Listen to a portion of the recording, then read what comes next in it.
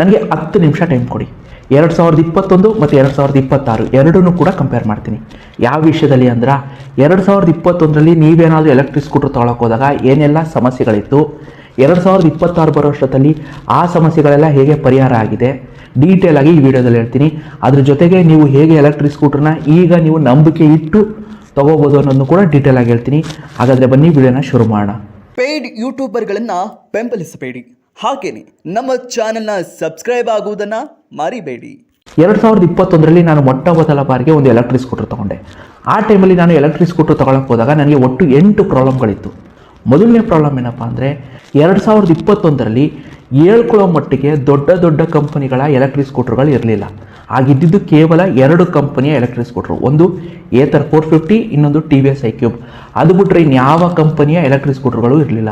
ಅದೇ ನೀವೇನಾದರೂ 2026 ನೋಡೋಕ್ಕೆ ಹೋದರೆ ಈಗ ನಿಮಗೆ ಏತರು TVS ಜೊತೆಗೆ ಓಲಾ ಇದೆ, ಹೀರೋ ವಿಡಾ ಇದೆ, ಬಜಾಜ್ ಚೇತಕ್ ಇದೆ, ಹೋಂಡಾ ಆ್ಯಕ್ಟಿವಾ EV ಇದೆ, ಹೋಂಡಾ ESS ಇದೆ, ಯಮಹಾ ಇದೆ. ಅದ್ರ ಜೊತೆಗೆ ಸ್ಟಾರ್ಟಪ್ ಕಂಪ್ನಿಗಳಾದಂತಹ ಬೌನ್ಸ್ ಇರ್ಬೋದು, ರಿವರ್ ಇಂಡಿ ಇರ್ಬೋದು, ಅಲ್ಟ್ರಾ ವೈಲೆಟ್ ಇರ್ಬೋದು, ಮ್ಯಾಟರ್ ಇರ್ಬೋದು, ಅಥವಾ ಒಬೆನೆ ಇರ್ಬೋದು.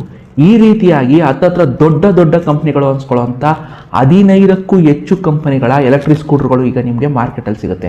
2021ರಲ್ಲಿ ಕೇವಲ 2 ಕಂಪನಿಯ ಎಲೆಕ್ಟ್ರಿಕ್ ಸ್ಕೂಟರ್ಗಳಷ್ಟೇ ಇತ್ತು.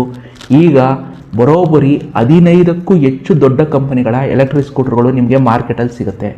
ಅದಾದಮೇಲಿಂದ ಎರಡನೇ ಸಮಸ್ಯೆ ಏನಿತ್ತು ಅಂದರೆ, ನೀವೇನಾದರೂ 2021ರಲ್ಲಿ ಗಾಡಿ ತೊಗೋತೀನಿ ಅಂತ ಹೋದರೆ ಶೋರೂಮ್ಗಳೇ ಇರ್ತಿರಲಿಲ್ಲ. ಅದೇ ನೀವೇನಾದರೂ 2026ರಲ್ಲಿ ನೋಡೋಕ್ಕೆ ಹೋಗ್ತೀನಿ ಅಂದರೆ ಎಲ್ಲ ಊರಲ್ಲೂ ಎಲ್ಲ ತಾಲೂಕು ಮಟ್ಟದಲ್ಲೂ ಕೂಡ ಇವತ್ತು ಎಲೆಕ್ಟ್ರಿಕ್ ಗಾಡಿಗಳ ಶೋರೂಮ್ ಇದೆ. ಒಂದು ಉದಾಹರಣೆ ಕೊಡ್ತೀನಿ ಸ್ನೇಹಿತರೆ. 2021ರಲ್ಲಿ ಏತರ್ ಅವ್ರ ಹತ್ರ ಇದ್ದಿದ್ದು ಕೇವಲ 40 ಶೋರೂಮ್ ಅಷ್ಟೇ. ಅದೇ ನೀವೇನಾದರೂ 2026ರಲ್ಲಿ ನೋಡ್ತೀನಿ ಅಂದರೆ ಬರೋಬ್ಬರಿ 700 ಶೋರೂಮ್ಗಳು ಏತರ್ ಅವ್ರ ಹತ್ರ ಇದೆ. ಇದು ಕೇವಲ ಏತರ್ ಅಷ್ಟೇ ಅಲ್ಲ, TVS ಅಲ್ಲಿ ನೋಡಿ, ಹೀರೋ ವಿಡಾ ನೋಡಿ, ಬಜಾಜ್ ಚೇತಕಲ್ಲಿ ನೋಡಿ, ರಿವರ್ ಇಂಡಿಲ್ ನೋಡಿ, ಅಲ್ಟ್ರಾ ವೈಲೆಟಲ್ಲಿ ನೋಡಿ, ಎಲ್ಲೋಗಿ ನೋಡಿ ನಿಮಗೆ ಕಂಪನಿಗಳ ಶೋರೂಮ್ಗಳು ಬರ್ತಾ ಜಾಸ್ತಿ ಆಗ್ತಾ ಇದೆ. ಒನ್ ಟೈಮಲ್ಲಿ ಕೇವಲ 10-20 ಇದ್ದಂಥ ಶೋರೂಮ್ಗಳು ಇವತ್ತು ಮಿನಿಮಮ್ ಅಂದರೆ 500ರಿಂದ 600 ಶೋರೂಮ್ಗಳಿದೆ, ಎಲ್ಲರ ಹತ್ರನೂ ಇದೆ. ಹಾಗೆಯೇ ಮುಂಚೆ ಕೇವಲ ಮೆಟ್ರೋ ಸಿಟೀಸ್ ಅಂದರೆ ಬೆಂಗಳೂರು, ಚೆನ್ನೈ, ಡೆಲ್ಲಿಲಿದ್ದಂಥ ಶೋರೂಮ್ಗಳು ಇವತ್ತು ಟೈರ್ 2, ಟೈರ್ 3, ಅದ್ರ ಜೊತೆಗೆ ಗ್ರಾಮೀಣ ಭಾಗದಲ್ಲೂ ಕೂಡ ಇವತ್ತು ಎಲೆಕ್ಟ್ರಿಕ್ ಶೋರೂಮ್ಗಳು ಓಪನ್ ಆಗ್ತಾ ಇದೆ. ಅದಾದಮೇಲೆ ಮೂರನೇ ಸಮಸ್ಯೆ ಏನಪ್ಪ ಅಂದರೆ 2021ರಲ್ಲಿ ನೀವೇನಾದರೂ ಎಲೆಕ್ಟ್ರಿಕ್ ಸ್ಕೂಟರ್ ತೊಗೋತೀನಿ ಅಂತ ಹೋದರೆ ಇದ್ದಿದ್ದೆಲ್ಲ ಬರೀ ಚೈನಾ ಮೇಡ್ ಗಾಡಿಗಳೇ. ಎಲ್ಲ ಚೈನಾಯಿಂದ ಇಂಪೋರ್ಟ್ ಮಾಡಿಕೊಂಡು ಇಲ್ಲಿ ಗಾಡಿಗಳನ್ನ ಮಾರಾಟ ಮಾಡ್ತಿದ್ರೆ ಹೊರತು ಯಾವುದೇ ರೀತಿಯಾದ ದೊಡ್ಡ ಕಂಪನಿಯ ಗಾಡಿಗಳು ಕಮ್ಮಿ ಇತ್ತು. ಒಂದು 5 ಚೈನಾ ಕಂಪ್ನಿ ಗಾಡಿಗಳ ಹೆಸರು ಹೇಳ್ತೀನಿ, ಕೇಳಿಸ್ಕೊಳ್ಳಿ. D express, Jitendra, battery, AMO mobility, ಲೋಯಾ ಹ್ಯಾಟೋ. ಈ ರೀತಿಯಾಗಿ ಚೈನಾಯಿಂದ ಇಂಪೋರ್ಟ್ ಮಾಡಿಕೊಂಡು ದೇಶದಲ್ಲಿ ಮಾಡ್ತಿದ್ದಂಥ ಅನೇಕ ಕಂಪ್ನಿಗಳು ಇರ್ತಿದ್ವು. ಆದರೆ ಇತ್ತೀಚೆಗೆ ಈ ಕಂಪ್ನಿಗಳೆಲ್ಲ ಮುಚ್ಚೋಗಿದೆ. ಇವತ್ತಿನ ದಿವಸ ಇಲ್ಲವೇ ಇಲ್ಲ ಅಂತ ನಾನು ಹೇಳೋಕ್ಕೋಗಲ್ಲ, ಆದರೆ ಇದೆ. ಆದರೆ ಬರ್ತಾ ಚೈನಾ ಮೇಡ್ ಗಾಡಿಗಳ ಶೋರೂಮ್ಗಳು ಕಮ್ಮಿ ಆಗ್ತಾ ಇದೆ. ಯಾವ ಕಂಪನಿಯ ಕ್ವಾಲಿಟಿ ಚೆನ್ನಾಗಿದೆ, ಯಾವ ಕಂಪನಿಯವರು ಸರಿಯಾದ ಸರ್ವಿಸ್ ಕೊಡ್ತಾ ಇದ್ದಾರೆ, ಯಾವ ಕಂಪನಿಯ ಸ್ಪೇರ್ ಪಾರ್ಟ್ಸ್ಗಳು ಸಿಗ್ತಾ ಇದೆ ಅಂಥ ಕಂಪ್ನಿಗಳು ಉಳ್ಕೊಂಡಿದೆ. ಅದು ಬಿಟ್ಟು ಯಾವ ಕಂಪನಿಯ ಗಾಡಿ ಕಳಪೆ ಗುಣಮಟ್ಟ ಹೊಂದಿದೆ, ಸರಿಯಾಗಿ ಸರ್ವಿಸ್ ಸಿಗ್ತಿಲ್ಲ, ಸ್ಪೇರ್ ಪಾರ್ಟ್ಸ್ಗಳು ಸಿಗ್ತಿಲ್ಲ ಅಂದರೆ ಅಂಥ ಕಂಪನಿಯ ಶೋರೂಮ್ಗಳು ಮುಚ್ಚೋಗ್ತಾ ಇದೆ. 2021ರಲ್ಲಿ ನಾನು ಡಿ ಎಕ್ಸ್ಪ್ರೆಸ್ ಅಂತ ಒಂದು ಗಾಡಿ ತೊಗೊಂಡೆ. ಅದರಿಂದ ನನಗೆ ಹತ್ತತ್ರ 50,000 ರೂಪಾಯಿ ಲಾಸ್ ಆಯಿತು. ಯಾಕಂದರೆ ಸರಿಯಾಗಿ ಸರ್ವಿಸ್ ಸಿಗಲಿಲ್ಲ, ಸರಿಯಾಗಿ ಸ್ಪೇರ್ ಪಾರ್ಟ್ಸ್ ಸಿಗಲಿಲ್ಲ, ಮತ್ತು ಲೋ ಕ್ವಾಲಿಟಿ ಗಾಡಿ. 100% ಚೈನಾಯಿಂದ ಇಂಪೋರ್ಟ್ ಮಾಡ್ತಿದ್ದಂಥ ಒಂದು ಕಂಪ್ನಿ ಅದು. ಆದರೆ ಇತ್ತೀಚೆಗೆ ಅಂಥ ಕಂಪ್ನಿಗಳೆಲ್ಲ ಮುಚ್ಚೋಗ್ತಾ ಇದೆ. ಇದು ನೀವು ನಂಬಿಕೆ ಇಟ್ಟು ಈಗ ಎಲೆಕ್ಟ್ರಿಕ್ ಸ್ಕೂಟರ್ನ ತಗೋಬೋದು ಅನ್ನೋದಕ್ಕೆ ಒಂದು ನಿದರ್ಶನ. ಅದಾದಮೇಲೆ 4ನೇ ಸಮಸ್ಯೆ ಏನಪ್ಪ ಅಂದರೆ ವಾರಂಟಿ. ನೀವೇನಾದರೂ 2021ರಲ್ಲಿ ಒಂದು ಎಲೆಕ್ಟ್ರಿಕ್ ಸ್ಕೂಟರ್ ತೊಗೋತೀನಿ ಅಂತ ಹೋದರೆ ನಿಮಗೆ ಗರಿಷ್ಠ ಅಂದರೆ ಮ್ಯಾಕ್ಸ್ ಟು ಮ್ಯಾಕ್ಸ್ ಅಂದರೆ 3 ವರ್ಷ ಅಷ್ಟೇ ನಿಮಗೆ ವಾರಂಟಿ ಸಿಗ್ತಾಯಿತ್ತು. ನಾನು ಹೇಳಿದ್ನಲ್ಲ, ಒಂದು ಡಿ ಎಕ್ಸ್ಪ್ರೆಸ್ ಅಂತ ಚೈನಾ ಗಾಡಿ ತೊಗೊಂಡೆ ಅಂತ, ನನಗೆ ಕೇವಲ 2 ವರ್ಷ ಅಷ್ಟೇ ವಾರಂಟಿ ಕೊಟ್ಟಿತ್ತು. ಆವಾಗ ನೀವು ಏತರ್ ಗಾಡಿ ಆದರೂ ತೊಗೊಳ್ಳಿ, TVS iQube ಆದರೂ ತೊಗೊಳ್ಳಿ, ಮ್ಯಾಕ್ಸಿಮಮ್ ಅಂದರೆ 3 ವರ್ಷ ವಾರಂಟಿ ಕೊಡೋರು. ಅದೇ ಈಗ ನೀವು ಹೋಗಿ ನೋಡಿ, ಏತರ್ ಅವರು ಬರೋಬ್ಬರಿ 8 ವರ್ಷ ವಾರಂಟಿ ಕೊಡ್ತಾರೆ. ಅದಾದಮೇಲೆ ಹೀರೋ ವಿಡಾದವರು 5 ವರ್ಷ, ಬಜಾಜು ಮತ್ತು TVS ಅವ್ರು ಏನೋ 6 ವರ್ಷ ಏನೋ ವಾರಂಟಿ ಕೊಡ್ಬೋದು. ಅಂದರೆ ಬರ್ತಾ ಕಂಪ್ನಿಗಳು ವಾರಂಟಿಗಳನ್ನ ಜಾಸ್ತಿ ಮಾಡ್ತಾ ಹೋಗ್ತಾ ಇದ್ದಾರೆ. 2021ರಲ್ಲಿ ಯಾರ್ಯಾರು ಏತರ್ ಗಾಡಿ ತೊಗೊಂಡಿದ್ದಾರೆ ಅವ್ರನ್ನ ಒಂದ್ಸತಿ ಮಾತಾಡ್ಸಿ ನೋಡಿ. ಅವ್ರು ಹೇಳೋದು ಒಂದೇ ಮಾತು, ಸರ್ ನಾವು ತೊಗೋಬೇಕಾದ್ರೆ ಕೇವಲ 3 ವರ್ಷ ವಾರಂಟಿ ಕೊಟ್ಟಿದ್ರು, ಈಗ 8 ವರ್ಷ ತನಕ ವಾರಂಟಿ ಕೊಡ್ತಾ ಇದ್ದಾರೆ. ಅಂದರೆ ಬರ್ತಾ ಮಾರ್ಕೆಟಲ್ಲಿ ವಾರಂಟಿಗಳನ್ನ ಜಾಸ್ತಿ ಕೊಡುವಂಥ ಕಂಪ್ನಿಗಳು ಬರ್ತಾ ಇದೆ.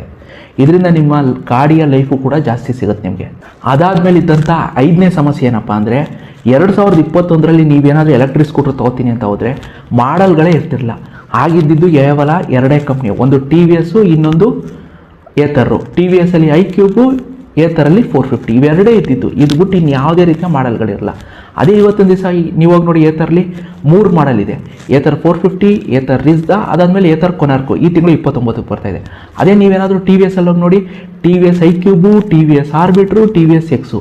ಹಾಗೆಯೇ ಟಿ ವಿ ಎಸ್ ಐಕ್ಯೂಬಲ್ಲಿ 3 ಮಾಡಲು, T V S iQube base, T V S iQube S, T V S iQube S T. ಅದೇ ರೀತಿ ನೀವೇನಾದರೂ ಹೀರೋ ವಿಡಾದಲ್ಲಿ ಹೋಗಿ ನೋಡಿ, 2022ರಲ್ಲಿ ಅವ್ರು ಲಾಂಚ್ ಮಾಡಿದಾಗ ಇದ್ದಿದ್ದು ಒಂದೇ ಹೀರೋ ವಿಡಾ V1. ಈಗ ಹೋಗಿ ನೋಡಿ, hero Vida V1, hero Vida V1 plus, hero Vida VX2, hero Vida VX2 plus, hero Vida VX2 ಗೋ. ಈ ರೀತಿಯಾಗಿ ಒತ್ತತ್ರ ಒಂದೊಂದು ಕಂಪ್ನಿಯವ್ರ ಹತ್ರನೂ ಮಿನಿಮಮ್ ಅಂದ್ರೂ 2ರಿಂದ 3 ಮಾಡಲ್ ಇದೆ.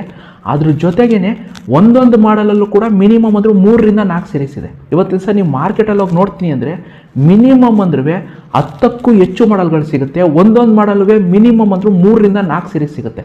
ಇವತ್ತು ನಿಮ್ಮ ಮಾರ್ಕೆಟಲ್ಲಿ ಮಿನಿಮಮ್ ಅಂದ್ರೂ ಒಂದು 50ಕ್ಕೂ ಹೆಚ್ಚು ಸೀರೀಸ್ಗಳಲ್ಲಿ ನಿಮಗೆ ಗಾಡಿಗಳು ಸಿಗುತ್ತೆ.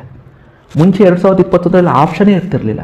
ಅದಾದಮೇಲಿಂದ 6ನೇ ಸಮಸ್ಯೆ ಏನಪ್ಪ ಅಂದರೆ 2021ರಲ್ಲಿ ಯಾರ ಹತ್ರ ಆದರೂ ಹೋಗ್ಬಿಟ್ಟು ಸರ್ ನೀವು ಯಾಕೆ ಎಲೆಕ್ಟ್ರಿಕ್ ಗಾಡಿ ತೊಗೊಳ್ಳಲ್ಲ ಅಂತ ಕೇಳಿದ್ರೆ ಅವ್ರು ಹೇಳ್ತಿದ್ದು ಒಂದೇ ಉತ್ತರ, ಸರ್ ಎಲೆಕ್ಟ್ರಿಕ್ ಗಾಡಿಗಳಿಗೆ ಬೆಂಕಿ ಬೀಳುತ್ತೆ. 2021, 22, 23 ಈ ಸಮಯದಲ್ಲಿ ಪ್ಯೂರ್ ಇವಿ ಇರ್ಬೋದು ಅಥವಾ ಓಲಾ ಗಾಡಿಗಳಿಗಿರ್ಬೋದು ಎರ್ರಾಬಿರ್ರಿ ಬೆಂಕಿ ಬೀಳ್ತಿತ್ತು. ಅದೇ ನೀವೇನಾದರೂ 2026ರಲ್ಲಿ ನೋಡೋಕೆ ಹೋಗಿ ಈ ಬೆಂಕಿ ಬೀಳುವಂಥ ಸಂಭವ ಕಮ್ಮಿ ಆಗ್ತಾ ಇದೆ. ಹಾಗಂತ ಹೇಳ್ಬಿಟ್ಟು ಬೆಂಕಿನೇ ಬೀಳ್ತಿಲ್ಲ ಅಂತ ನಾನು ಹೇಳೋಕ್ಕೋಗಲ್ಲ. ಇತ್ತೀಚೆಗೆ ನೆಲಮಂಗಲದಲ್ಲಿ ಒಂದು ಓಲಾ ಸ್ಕೂಟರ್ಗೂ ಕೂಡ ಬೆಂಕಿ ಬಿದ್ದಿತ್ತು. ಹಾಗಂತ ಹೇಳ್ಬಿಟ್ಟು 2021ರಲ್ಲಿ ಇದ್ದಷ್ಟು ಬೆಂಕಿ ಬೀಳ್ತಾ ಇಲ್ಲ. ಇತ್ತೀಚೆಗೆ ನಾನೇ ಇ ವಿ ನ್ಯೂಸ್ ನಾನು ಕವರ್ ಮಾಡ್ತಾ ಇದ್ದೀನಿಲ್ಲ, ಬೆಂಕಿ ಬೀಳುವಂಥ ಸಂಭವ ಏನಾಗ್ತದೆ, ಇದು ಬತ್ತಾ ಕಮ್ಮಿ ಆಗ್ತಾ ಇದೆ. ಕಾರಣ ಏನು ಗೊತ್ತಾ, 2021ರಲ್ಲಿ NMC ಬ್ಯಾಟ್ರಿಗಳನ್ನ ಯೂಸ್ ಮಾಡ್ತಿದ್ರು. NMC ಬ್ಯಾಟ್ರಿಗಳಲ್ಲಿ ಜಾಸ್ತಿ ಬೆಂಕಿ ಬೀಳ್ತಿತ್ತು. ಆದರೆ ಇತ್ತೀಚೆಗೆ ಎಲ್ಲ ಕಂಪ್ನಿಗಳು ಏನು ಮಾಡ್ತಾ ಇದ್ದಾವೆ, LFP ಬ್ಯಾಟ್ರಿಗಳನ್ನ ತಮ್ಮ ಗಾಡಿಗಳಲ್ಲಿ ಉಪಯೋಗಿಸ್ತಾ ಇದೆ. ಉದಾಹರಣೆಗೆ ಏತರ್ ಇರ್ಬೋದು, ಸುಜುಕಿ ಇರ್ಬೋದು, ಈ ಕಂಪ್ನಿಗಳೆಲ್ಲ ಏನು ಮಾಡ್ತಾ ಇದ್ದಾವೆ, ತಮ್ಮ ಗಾಡಿಗಳಲ್ಲಿ LFP ಬ್ಯಾಟ್ರಿನ ಯೂಸ್ ಮಾಡ್ತಾ ಇದ್ದಾವೆ. ಇದರಿಂದ ಏನು ಗಾಡಿಗಳಿಗೆ ಬೆಂಕಿ ಬೀಳ್ತಿತ್ತಲ್ಲ ಇದು ಕಮ್ಮಿ ಆಗ್ತಾ ಬರ್ತಾ ಇದೆ. ಅದಾದಮೇಲಿಂದ 7ನೇ ಸಮಸ್ಯೆ ಏನಪ್ಪ ಅಂದರೆ ಸರಿಯಾಗಿ ಸರ್ವಿಸ್ ಮತ್ತು ಸ್ಪೇರ್ ಪಾರ್ಟ್ಸ್ಗಳು ಸಿಗದೇ ಇರೋದು. 2021ರಲ್ಲಿ ನನ್ನ ಹತ್ರ ಡಿ ಎಕ್ಸ್ಪ್ರೆಸ್ ಅಂತ ಗಾಡಿ ಇತ್ತು. ಆ ಗಾಡಿ ಕೇವಲ ತಗೊಂಡ 10 ತಿಂಗಳಿಗೆ ರಿಪೇರಿಗೆ ಬಂತು. ಆಗ ನನಗೆ ಸರಿಯಾಗಿ ಸ್ಪೇರ್ ಪಾರ್ಟ್ಸ್ ಸಿಗಲಿಲ್ಲ, ಅದ್ರ ಜೊತೆಗೆ ನನಗೆ ಸರಿಯಾಗಿ ಸರ್ವಿಸ್ ಸಿಗಲಿಲ್ಲ. ಇದರಿಂದ ನನಗೆ ಹತ್ತತ್ರ 50,000 ರೂಪಾಯಿ ಲಾಸ್ ಆಯಿತು.